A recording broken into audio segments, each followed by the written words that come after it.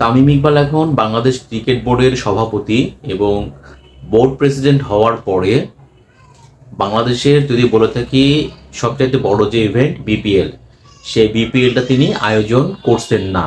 তামিম স্পষ্ট করে বলে দিয়েছেন যে তিনি বিপিএল আয়োজন করবেন না এবং এবছর বিপিএলটা হবে না। এখন এখানে কথা হলো দুইটা। প্রথম কথা হচ্ছে যে বাংলাদেশের অধিকাংশ যারা ক্রিকেটার আছেন তারা কিন্তু বলে থাকেন এই বিপিএলটা তাদের রুটি রুজির সবচাইতে বড় একটা অংশ, অর্থাৎ বিপিএল খেলে তারা যে ইনকামটা করেন তা দিয়েই মোটামুটি তাদের বাৎসরিক যে ইনকাম, সংসারের যে খরচ, সে সংসারের খরচ তারা চালিয়ে থাকেন।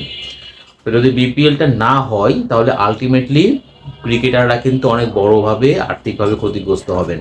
এখন যারা ন্যাশনাল টিমে খেলেন তাদের কথা বলবো না, কারণ ন্যাশনাল টিমের খেলোয়াড়রা যদি বিপিএল এর একটা আসর না হয় তাদের খুব বেশি আর্থিকভাবে ক্ষতিগ্রস্ত হওয়ার সম্ভাবনা নেই, কারণ তারা তো বোর্ড থেকে মাসে বেতন পান, তারপর ন্যাশনাল টিমেরও তারা ম্যাচ খেলতে পারে, বিভিন্ন রকম এখানে বোনাসের ব্যাপার আছে, ম্যাচ ফি আছে।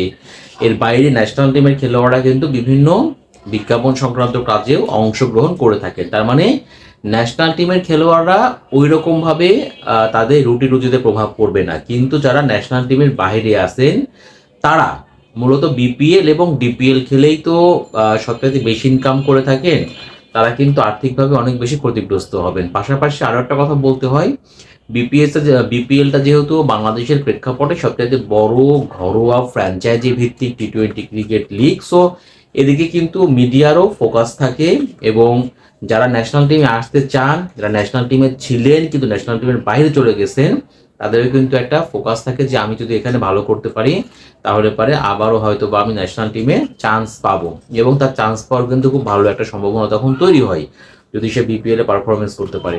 তো এখন যেহেতু বিপিএলটা এবছর হচ্ছে না, তার মানে যারা ন্যাশনাল টিমের বাইরে আসেন এবং যারা ন্যাশনাল টিমে ঢুকতে চান তারা কিন্তু ওই সুযোগ থেকে বঞ্চিত হচ্ছেন।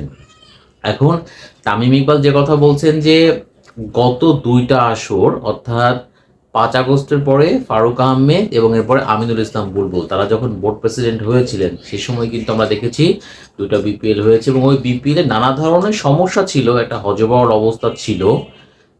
তামিম বলেছেন যে তিনি ওই গত দুইটা আসরে 40 কোটি টাকা লস হয়েছে, তার মানে প্রত্যেকটা আসরে 20 কোটি টাকা করে।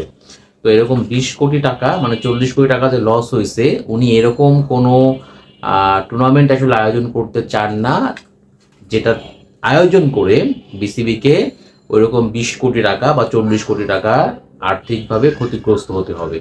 এবং তামিম তার বোর্ডকে গুছিয়ে নেওয়ার জন্য আরেকটু সময় চেয়েছেন এবং তিনি আসলে যেটা বলতে চান, তিনি ভালোভাবে তিনি বিপিএলটা আয়োজন করতে চান এবং এই কারণে তিনি বিপিএলটা এবার আয়োজন করছেন না বা বিপিএলটা এবার আয়োজন করবেন না। তো এখানে যেহেতু খেলোয়াড়রা আর্থিকভাবে ক্ষতিগ্রস্ত হবে, খুবই স্বাভাবিক হয়তো আমরা দেখব যে কোনো ঘরোয়া হয়তো বা কোনো আপনার আরও একটা মানে বিপিএল এর আদলে কোনো টুর্নামেন্ট করা হবে, যেখানে হয়তো বা শুধুমাত্র বাংলাদেশের যারা খেলোয়াড় আছেন তারাই সেখানে অংশগ্রহণ করবেন। কিন্তু আলটিমেটলি বিপিএল যেমনই হোক না কেন, এখানে কিন্তু বিভিন্ন ফ্র্যাঞ্চাইজি অংশগ্রহণ করে, এখানে অনেক স্পন্সর আসে, এখানে বিদেশি খেলোয়াড়রা আসে। সো বিপিএল এর যে ফোকাসটা থাকে মিডিয়া থেকে শুরু করে মানুষের মধ্যে, আপনি নিশ্চয়ই ঘরোয়া কোনো টুর্নামেন্ট আয়োজন করে আপনি কখনো ওই ফোকাসটা কিন্তু পাবেন না এবং খেলোয়াড়রাও কিন্তু এরকমভাবে আর্থিকভাবে খুব বেশি বেনিফিটেড হবে না। তার মানে যদি এই একটা বছর বিপিএল না হয় তাহলে পারে খেলোয়াড়রা, বিশেষ করে যারা ন্যাশনাল টিমের বাইরে আছেন, তারা কিন্তু আর্থিকভাবে আসলে অনেক বেশি ক্ষতিগ্রস্ত হবেন, কারণ তাদের সবারই নজর থাকে হচ্ছে বিপিএল খেলার দিকে। এখানে খেললে পারে মোটামুটি বড় একটা অ্যামাউন্ট তারা পেয়ে থাকেন, যেটাতে তারা সারা বছরের খরচটা নির্বাহ করতে পারেন।